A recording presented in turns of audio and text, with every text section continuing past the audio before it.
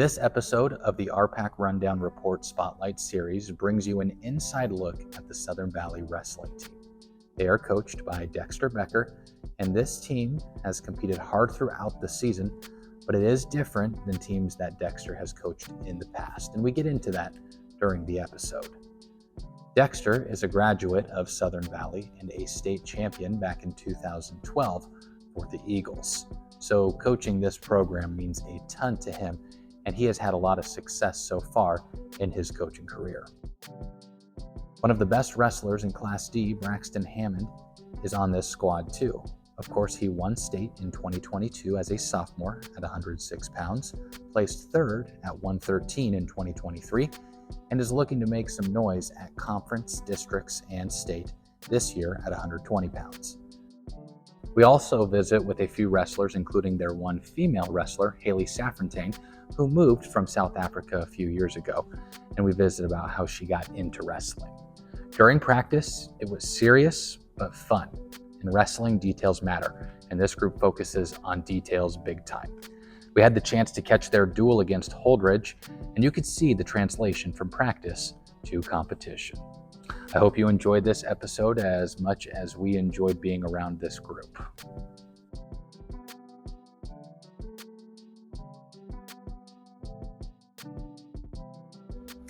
Okay, let's go snap downs. Be physical with it. Snap down spin, snap down front headlock,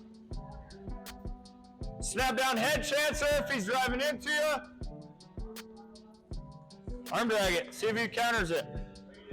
Snap downs. Dexter Becker, this is year number 6 for me as a head wrestling coach at Southern Valley. Start up, I want a breakdown. Set. So when I first got asked, it was almost a little bit unrealistic, just because it was Rudy Glur's. This is Rudy Glur's baby that I'm taking over, and Rudy's a legend here. But I asked right away. I asked Rudy, and I asked my dad to be here as much as possible, and then I asked Jeff Spalding too. And Jeff helped me a bunch with the in-house stuff because at that time my dad wasn't in the building, and Rudy wasn't in the building anymore. And so Jeff helped me a lot with, preparing for meets. And of course I got a little run with the junior high first, so it gave me a little taste of it. But it means a lot to me because I just get to give back to the program that gave me so much. So there's a lot of life lessons in wrestling, and to try and put that on these kids is huge.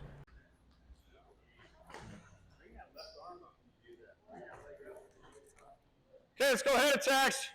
Get duck counters, high elbows, high C's. Tied up. Anything out of a tied up position. Fireman's. Good, Sam. So one thing about our kids is we don't have a ton of hammers on the team. And I use the word hammer as in somebody that's going to go out and beat the nails. I have more mallets. So they work hard, but they're just they don't have that killer instinct yet. And so I think that our kids compete to their, I would say, closest to the fullest potential, but they're not mature. So we're working on that hardcore in the weight room. In the wrestling room, we do a lot of tough things to try and help toughen them up. But when I have a kid go out on the mat, that's one of the things we talk about is I want your effort and your attitude to be great. So we walk away with a lot of losses. It's been really tough for me because my first couple of years we weren't great as a team, and then last year I kind of got spoiled with 3 kids who scored a ton of points every single meet, and then you had these other 4 or 5 that are juniors right now that were also scoring quite a bit of makeup points, and so we were looking at being top 5 in every single meet, and then we had some meets where we were pulling thirds and seconds and this year we're happy with top 10 at a meet right now. And so it's just a totally different atmosphere. So we're getting tougher, and I appreciate the heck out of what I put my kids through, and they continue to battle, but we're still young. And I say that like I have a couple of juniors that are still only 16 and 17-year-old kids, or 16-year-old kids. 2 of them just got their licenses right during wrestling. So it's tough. That part of it's tough. We're just young.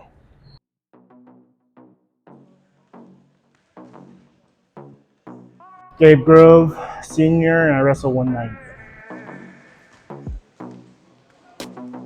I've been trying to fill the role of trying to build up the younger classmen because, I mean, we have quite a few this year. So I'm trying to build them up this year, and hopefully they'll be great leaders, or not leaders, hopefully great wrestlers and great in the classroom. Try and develop old qualities and try and build them up from there. My name's Haley Safontaine. I wrestle at 120 and I'm a grade 9. I think it was more her older sister went out last year, she wanted to give it a try. She wanted to kind of be tough and try it out, and it really wasn't her deal. But with that being said, Haley was around it a whole bunch, and so she kind of decided to go out in junior high. She did very, very well in junior high, and all of a sudden she's just like, hey, by the way, I'm going to wrestle. And so it was pretty cool to get her out. A teacher told me it would be fun. I wanted to try it with something new. They told me I was aggressive and it could help. So I just tried it out and I liked it. I loved it. I'm Colby Knoll. I'm 215. I wrestle 215, and I'm a junior at Southern Valley High School. So I have an older cousin, Mason Knoll. He's wrestled the past 4 years here underneath Becker. So I've kind of tried to step up into his place because we lost him. Him and Cole Broker were kind of the glue that held the team together.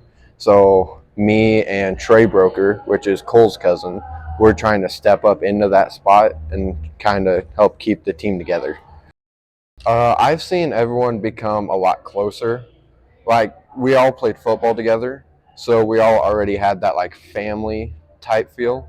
But now that it's just these 14 guys, now down to 11 now because we lost a couple, I feel like everyone's grown tighter, closer.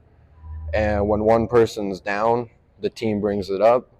And when the team isn't wrestling very well and one person gets wins, I feel like that brings the whole entire team up.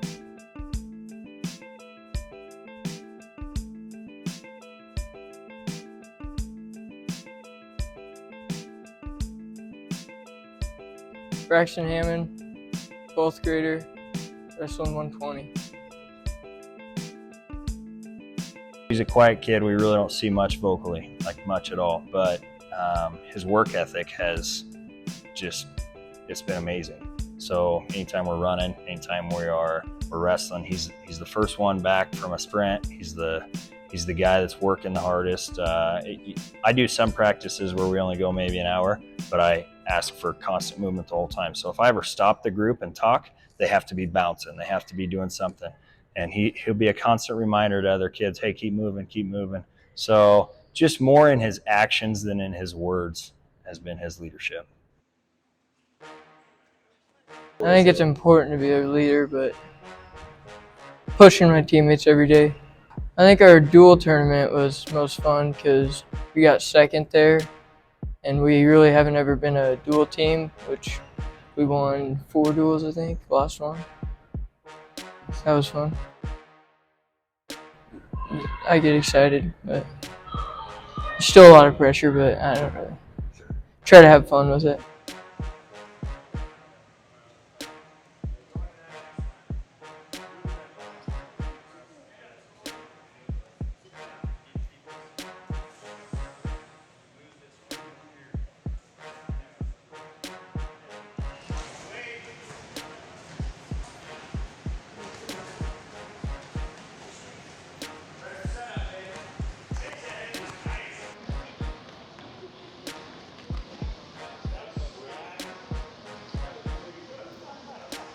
Just continue putting pressure.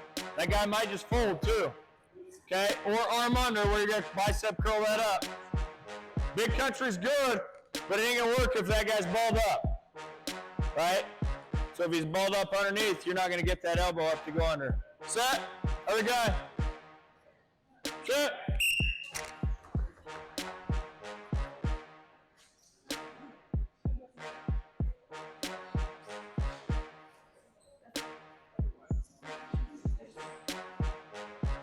tilt.